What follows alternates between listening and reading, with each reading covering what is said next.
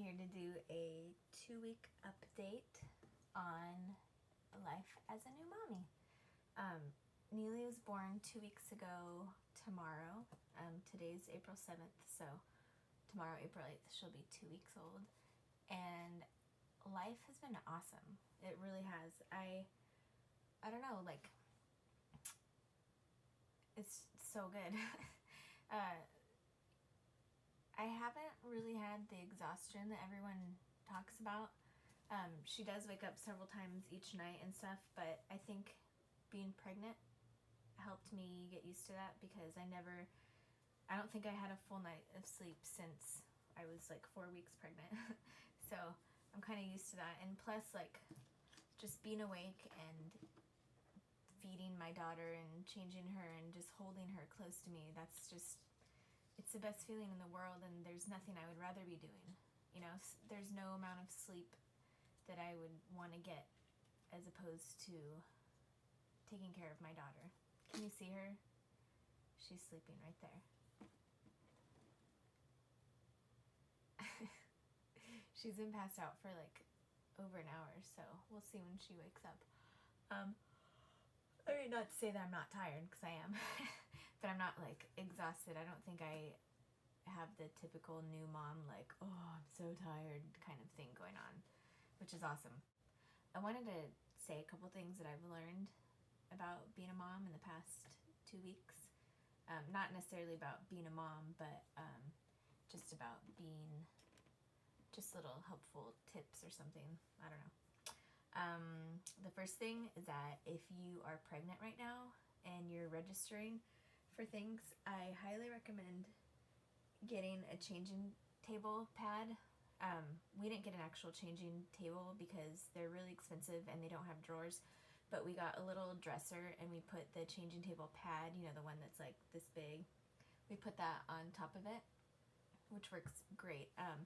But that's good, especially if you've had a C-section, because if you've had a C-section, you can't bend over at all. So it's, you know, like a lot of women say, don't get the changing table because you'll end up changing the baby on the floor anyway. And the only time that we've ever changed her on the floor is when I was visiting my aunt and we weren't at home. And then I changed her on a bed with the pad from my diaper bag. But I highly recommend getting a changing table and a changing table pad, and I strongly encourage you, even though it's so cute, do not get the cover for the changing table pad. Don't do it. I think it's such a waste of money. We didn't get one because I figured I wouldn't use it, and I'm right, because what we have is just the ours is like the white vinyl or whatever, and it actually matches our room because her room is black and white and hot pink. But I would have had to wash that thing like 10 times already, because she's, you know, you take off the diaper and she's still pooping, or there's, you know, she starts peeing or whatever, and it's like we would have had to wash it all the time. So I highly recommend you do not get that. Another thing that I recommend, if you're going to be breastfeeding, which I hope you are, because that's the best thing for the baby, and it also helps you lose tons of weight. I haven't tried any other brands because I feel like I found a good thing and I don't need to, but I highly recommend these Johnson's nursing pads. I think they're like $10 for 60 of them, but they're pretty awesome. They come with little, I don't know, can you see that? It's adhesive, so they can stick inside your shirt or your bra, and then they have a little, man, it's hard to see. And you can kind of see, they have like a little nipple cut out right there. So it just fits in your shirt, and they're so absorbent. I can't tell you how many times I've leaked and they've caught everything. And it's just really easy, you know, just to take out and throw away. And, you know, it's not like green or earth friendly, but it's shirt friendly and nursing friendly. So I highly recommend those. And another thing I was going to say is that I oftentimes have seen moms, I mean, okay, I'm only a mom for 2 weeks, so who knows if things are going to be different or whatever, but I oftentimes have seen moms, even new moms, get so frustrated when they have to wake up and feed their baby, or when they can't take a shower, or when they can't get this and that done. And I think that I've learned in the past couple weeks that in order to have a successful mothering life, you can't really have any set schedule, you know, especially if you're breastfeeding, because in the first few months, you don't have a schedule of feeding your baby. The baby is hungry when it's hungry, and you feed her when she needs to eat. You don't say, oh my gosh, you know, you just ate an hour ago, so we need to wait another hour. No, the baby knows when she's hungry, and then you feed her. And so yeah, there are going to be times when you jump in the shower and she starts crying immediately and you have to jump back out, or, you know, that happened to me today. Or the other day, Brett ran me a really nice bath with candles everywhere and stuff, and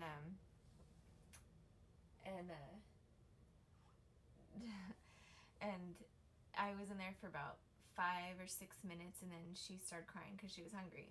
You know, it's like, you could be like, oh, I have to get out and feed my baby, but then it's like, I don't know, I don't really see the point in living your life for anything other than your baby, at least in these first few months, because they need you for everything. So, I don't know, that's just my tip, is just don't let anything stand in the way of taking 100% amazing care of your baby. And when your baby cries, you pick it up and you feed it and change it, whatever. Also, another thing that I have learned that is helpful, I mean, it's probably super obvious, but when you're breastfeeding, you really need to drink a ton of water. I don't know if you know what a Nalgene is. A Nalgene is this.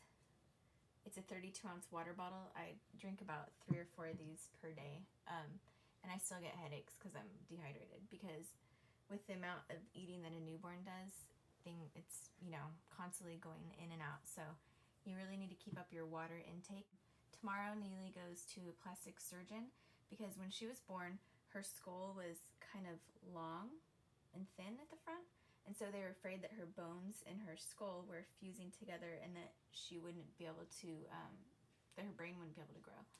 So since then, she's already had her 1 week, or her, when was she, like 5-day checkup, and she also got checked out at the hospital a lot, and everyone said she was fine, but they just have a plastic surgery consultation tomorrow just to see if she has to wear a helmet or not.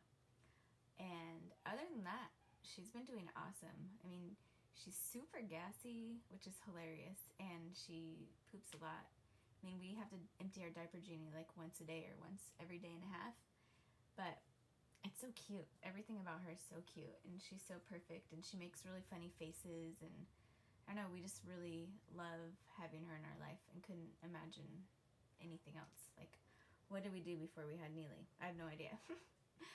Okay, well, that's all. I'll try to make another video next week or so, and remember to check my blog because I update that way more frequently than I'm going to be doing YouTube. I'll show you my belly, my 2-week postpartum belly. I'm not going to show you the actual skin, but I'll show you my belly through my clothes. I've lost about 22 pounds, and hopefully the other 10 will come off soon. Because, I mean, it's a lot of weight that I've lost, but I'm used to being really, really thin, so this still feels like a gut. Even though I've only, you know, I've only not been pregnant for 2 weeks, so I guess it's pretty good. But, alright.